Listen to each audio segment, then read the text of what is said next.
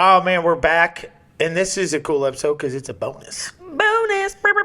Yeah, this isn't really, it's not even an episode. This is just a bonus session because we asked you to reach out through social media, whether it's Instagram or on our Facebooks or YouTube or whatever it was. And we said, hey, give us some questions. We'd love to answer it for you. So we're going to answer some of those questions today. Yes. And so I have it pulled up here. A lot of them are the same, so we're going to kind of group certain ones that are the same question together so that we're not kind of redundant and repeating ourselves. Yes. But one of them was, as a career woman in leadership roles and a 14-month newlywed, I have found that submission is hard. Mm-hmm. She says she want to fight Eve. Feelings mutual sometimes. Yeah. And that was another question that was kind of further down in the post as well. Is okay, submission.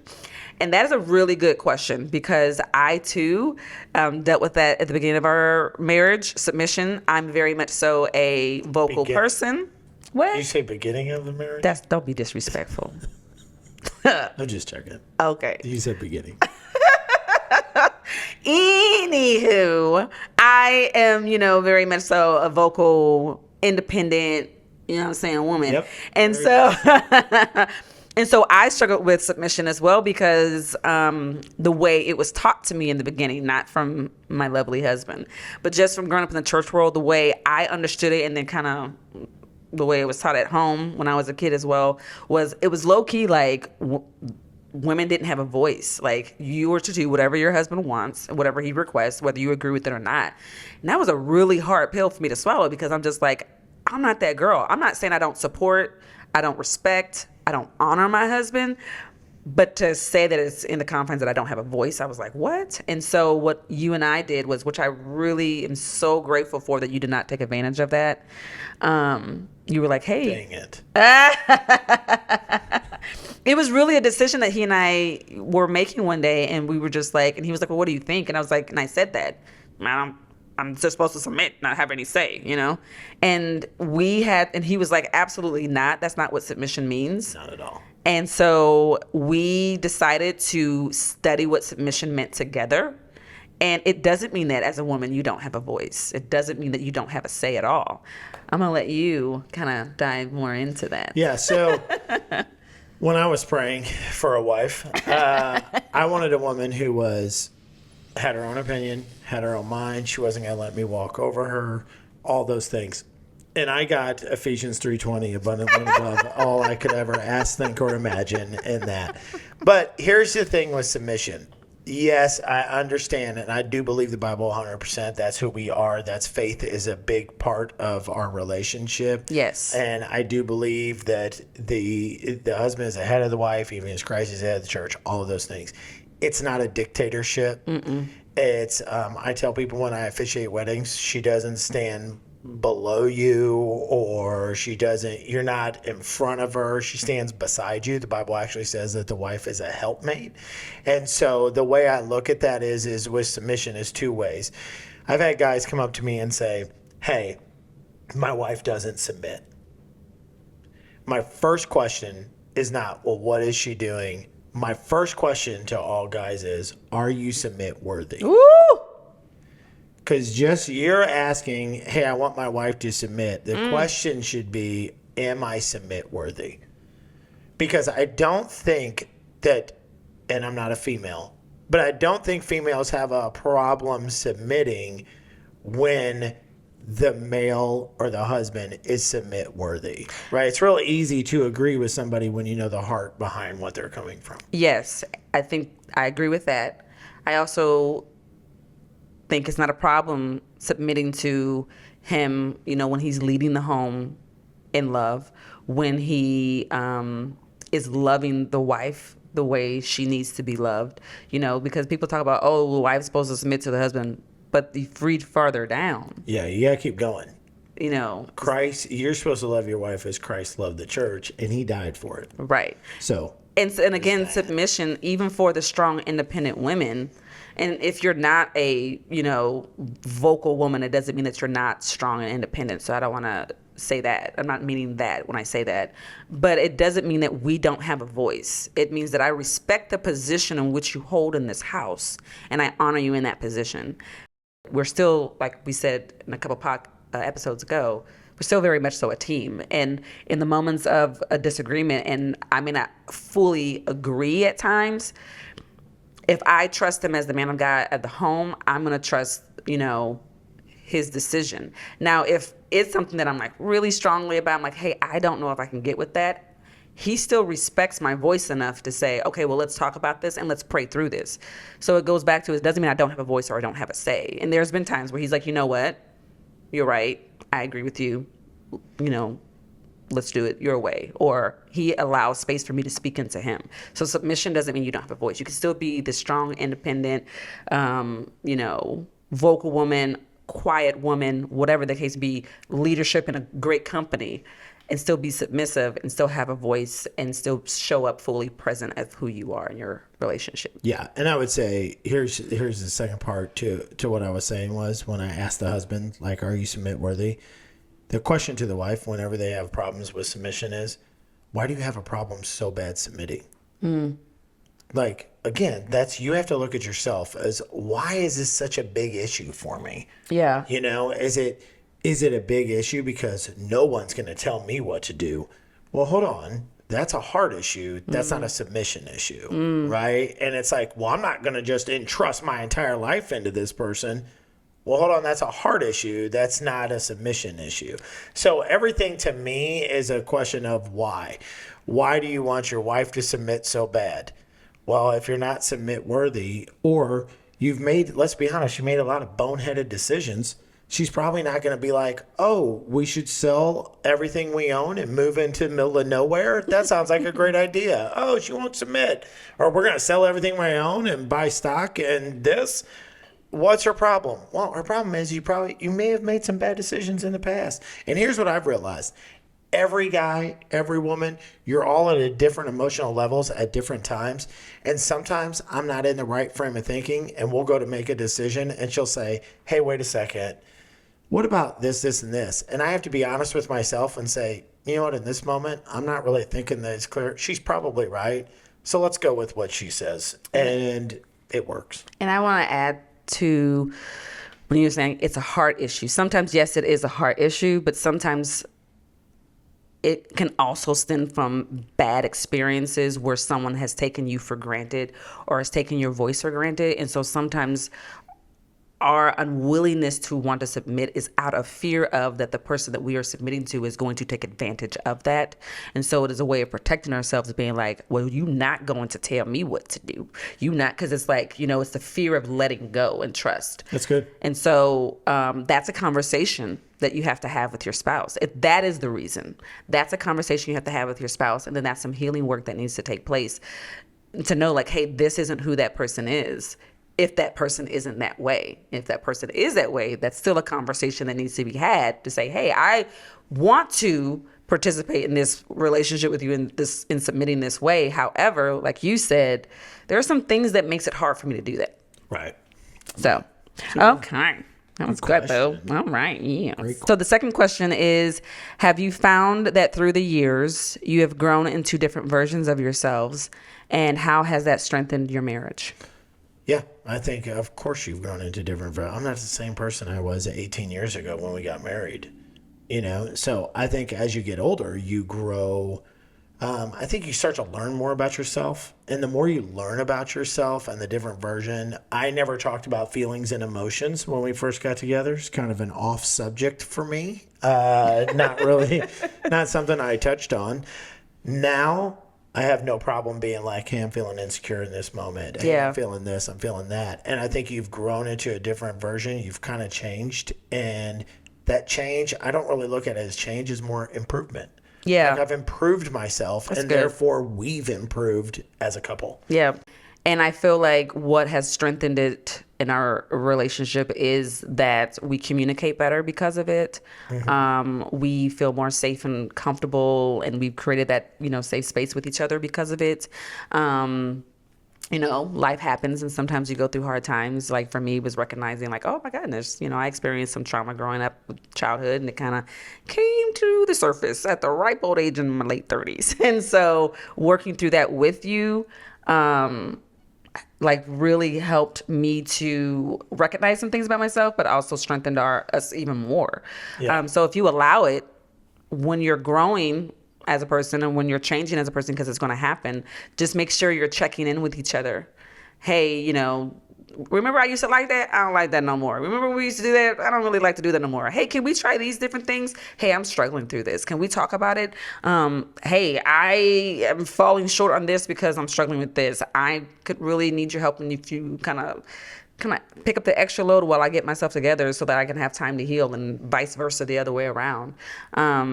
So as long as you're communicating through the growth, I feel it, can do nothing but, strengthen your relationship.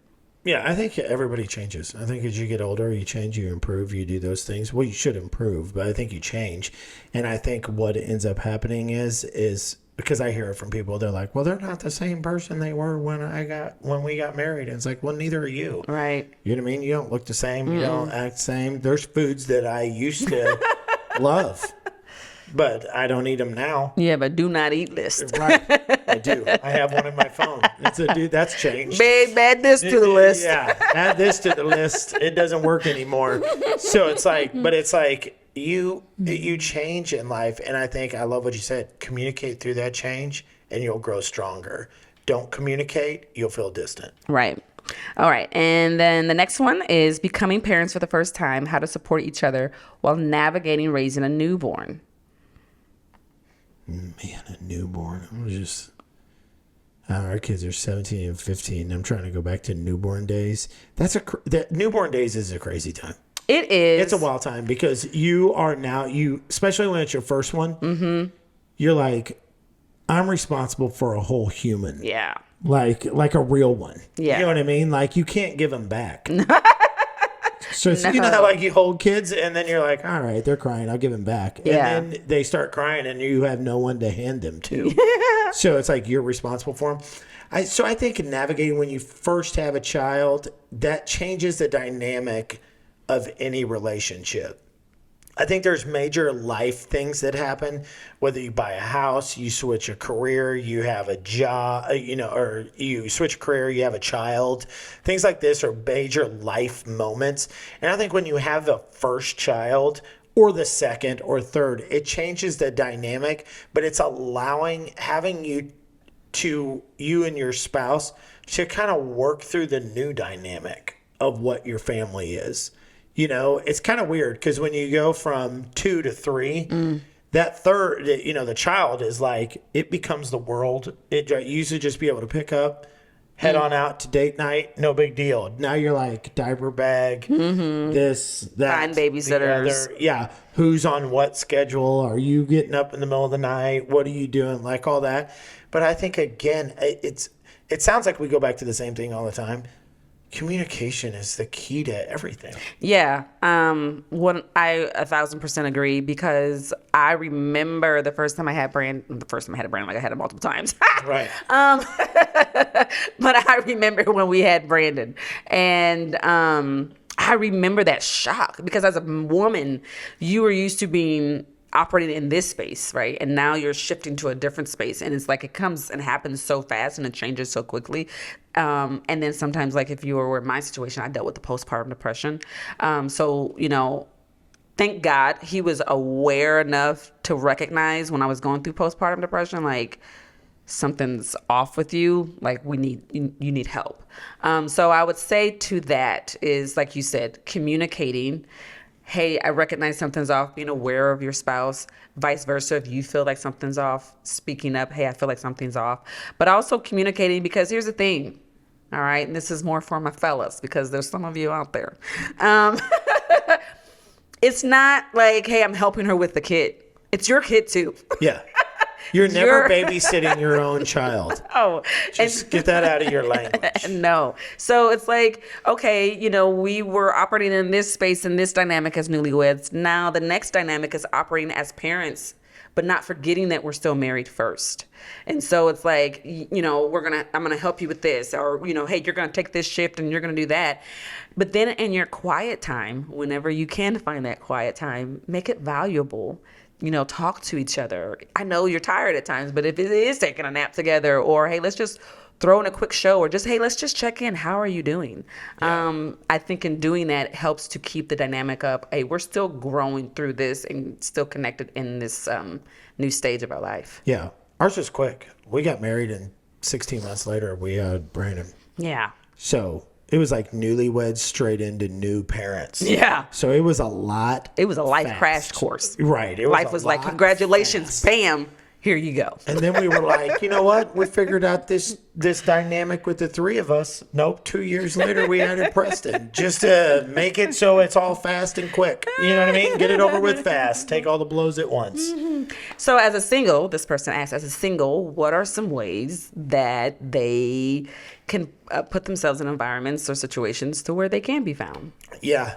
We did a podcast. It was basically dealing with singles, talk about self-love. I think that's a good one. You should go back and listen to that, find that one on the thing. But putting yourself in the right environment if you're single is, to me, is where do you want your future to be at? Mm.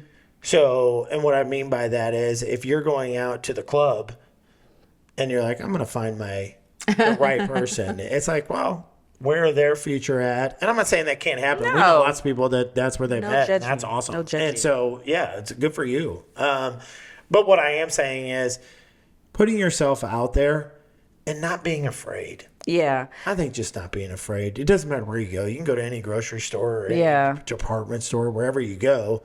Just don't be afraid. Put yourself out there. What's the most they're going to say? No? Yeah. I would also add to that, piggybacking off of the episode that we talked about self-love, I found that when I was just like I didn't put so much emphasis on like, I need to be found or I need to find someone or whatever. I think that if you live life and you focus on just growing as a person and living life, that you'll be surprised how naturally you just can meet up with the right person, right? Because it's like, my alignments are in certain, things on how I want them to be aligned, and I'm on this journey and I'm moving and I'm trying different things and I'm doing different things, and you'll be surprised. I felt like when I did that, that's kind of how I met you. Like, hey, I'm just focused on this in my life and growing. And it's almost like the whole saying of a watch pot never boils. If you're looking at the pot like, boil, where's my mate? Where can I find him? It's going to feel like, my gosh, I cannot find them. But if I just kind of leave it be and go and live my life and grow and develop as a person, I think in those moments, it just naturally can happen where you just find the right person because you're where you need to be and they're where they need to be, and it just connects at the right time. Yeah, it's good. Yeah. It's okay. Awesome. Sorry guys, I wasn't ready. Let me pull up the next one. You ever watch that SNL bit with the one lady? I forgot her name. Target lady. Approved. It's my favorite character. And then the last one is prioritizing your marriage while also prioritizing your kids. And that kind of flows into another question someone asked, is like creative date nights. If you're on a budget, or if you're not on a budget, or your kids are young, or your kids are, involved in a lot of sports like ours are, and, you're trying to navigate through that. So, yeah. Prioritizing your kids, your marriage while prioritizing your kids. What we say to our kids a lot is, before there were 4 of us, there were 2 of us. And so the 2 of us have to remain strong in order for the 4 of us to stay strong. Ooh, that's good. And so here's the thing is, when you're kids are a lot. Yes. I mean, they're a lot. Yes. It's not in a bad way. No. I'm just saying they're a lot, and you love seeing them grow, and you want to be a part of their lives, and you want to do all those things, and that's awesome. However, you have to remember there will come a day where they will leave the house. That's real. Whether you like it or you don't. Well, let me say this. There comes a day where they should leave the house. Or you can add in, there comes a day when they become teenagers, and you're not as cool as their friends are. Yeah. You were super cool when they were 8 and 6. Not as cool when they're 17 and 15. No. And so, I think you have to always prioritize your marriage. That is the thing that's where everything came out of, right? It's the two of you. And so that the two of you have to remain strong all the time. And then of course there's seasons, right? Our season normally goes from November to March, and that's basketball season. And it's like we are on the go with our kids nonstop. We're taking them to practices, games, trainings, all those type of things, and we enjoy it, right? There will come a day where that will probably not be as much, right? But in those seasons, you got to be able to deal with those ebbs and flows and find the moments. And you do a great job of this. Victoria does a great job. It doesn't matter if it's 6 o'clock, 8 o'clock, 9:30.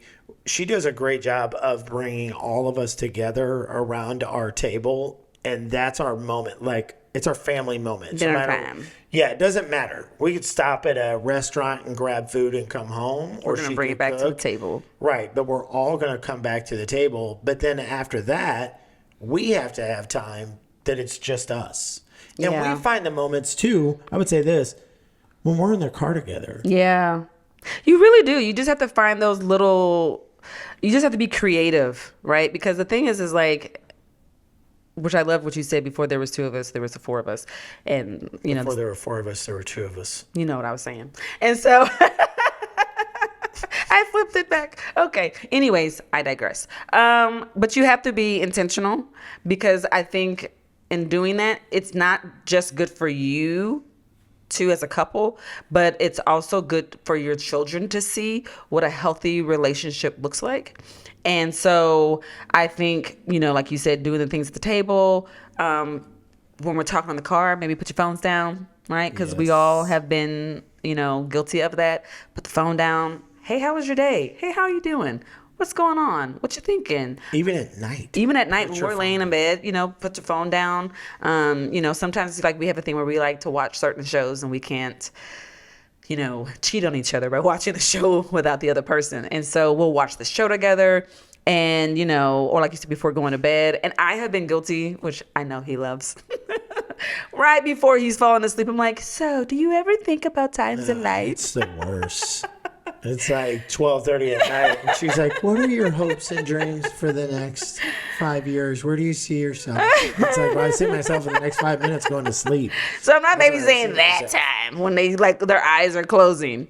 But, like, you know, if you really think about the 24 hours that we have in a day outside of sleeping, what are ways that I can check in with my spouse? How are you doing? Hey, thinking of you. Hey, love you. Hey, you're amazing. Whether that's through a text or through a quick phone call. And like you said, when we come to the dinner table, we are going to eat at this table. We're going to talk, you know, and, you know, just finding creative ways to do that. And, you know, we said on our Instagram posts, a date night idea could be if our budget isn't budgeting and life is lifing and we're busy. Okay, once the kids are to bed, you know, there's been many of times, you know, once the boys are to bed, or now that they're older, we can tell them like, hey, leave us alone. And, you know, he'll, you know, make a tray of like fruits and cheeses, like a little charcuterie board, and we'll go upstairs in our bed and turn the lights off and, you know, just watch a, you know, a movie or something like that, little things like that, so that, you know, we're still being intentional with doing date nights, but it's free, you know, and we're spending time together. Or it could be, you know, meeting up for lunch and, you know, hey, let's grab some ice cream real quick, or whatever that looks like for you that works in you all situations. Just, you know, be intentional and creative. Yeah. I would say enjoy the moments, but also maximize all the moments that you have. The small moments that you have, maximize those moments. So with your spouse. So it's like, you know, hey, at this time, maybe you got smaller kids. Kids are waking up. They're coming back from their nap. We've got this night routine. We're going eating, then it's bath time, then it's, you know, whatever it is, and we're putting the kids to bed. So plan that and then maximize the moments that you have. Yeah. So that's really it. That's all the questions for now that we got.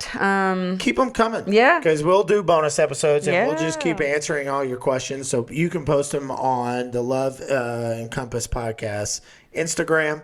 Go to that.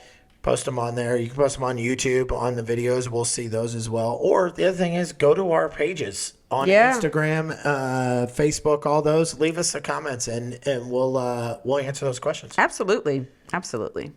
So thanks for joining. Hopefully you enjoyed the bonus episode. Keep the questions coming, and we'll see you next time. See you later.